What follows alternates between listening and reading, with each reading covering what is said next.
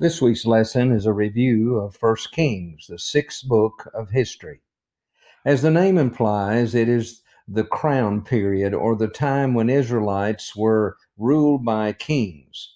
The author is uncertain, maybe Jeremiah or Ezra. It covers approximately 120 years from the crowning of Solomon to the death of Ahab at about 893 BC. The Hebrew manuscripts of Kings, as well as Samuel and Chronicles, are the most poorly preserved of any of the Old Testament books, but there are no serious problems that would cause any problems with doctrine or teaching.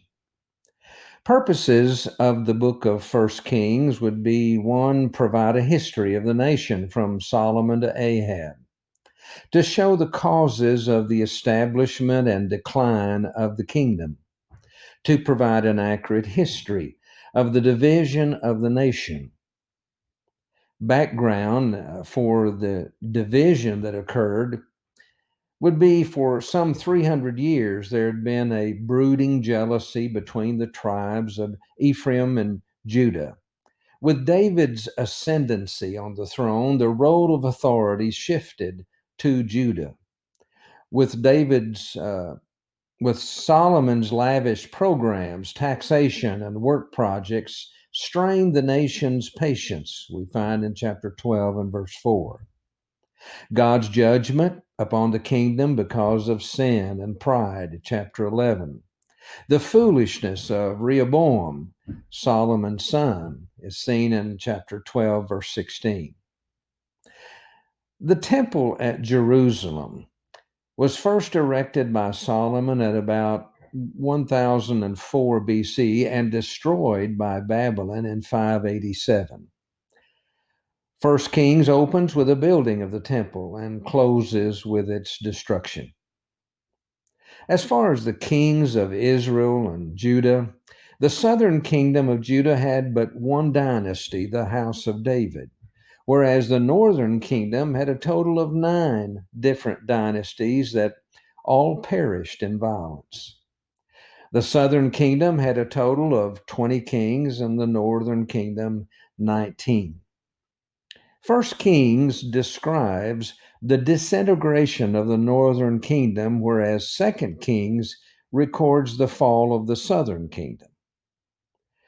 Prophets of the period, well, great prophets of the southern kingdom would be Nathan and Isaiah and Jeremiah, Joel and Zephaniah. Great prophets of the northern kingdom was Elijah, Elisha, Jonah, Amos, and Hosea. A very brief outline of the book would be chapters 1 through 10, the rise and the reign of Solomon. Chapters 11 and 12, Solomon's decline and fall. And then chapters 13 to 25, the divided kingdom. So many lessons, as with all of these books, for us today. David saw the strife between his children as the fruit of his sins against Uriah. In Solomon and the Davidic dynasty, we see the faithfulness of God to his promises. As wise as Solomon was, we have a greater than Solomon to rule us today, Jesus.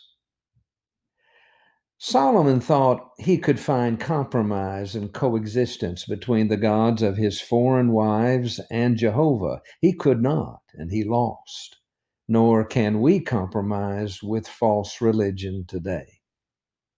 We should carefully consider the advice of the older men who have much more experience. We need today 10,000 fearless preachers like mighty Elijah. As God provided for Elijah, and you remember the hospitable widow, so he will provide for us today, even as we read what Jesus said in Matthew 6:33. Ahab and Jezebel reaped the violence they sowed. You remember we will reap what we sow, Galatians 6, verse 7. God always has his 7,000 faithful ones, the righteous remnant that will not bow the knee to Baal.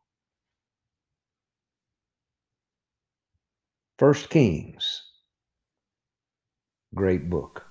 There's a great day coming, a great day coming, there's a great day coming by and by, when the saints and the sinners shall be parted right and left. Are you ready for that day?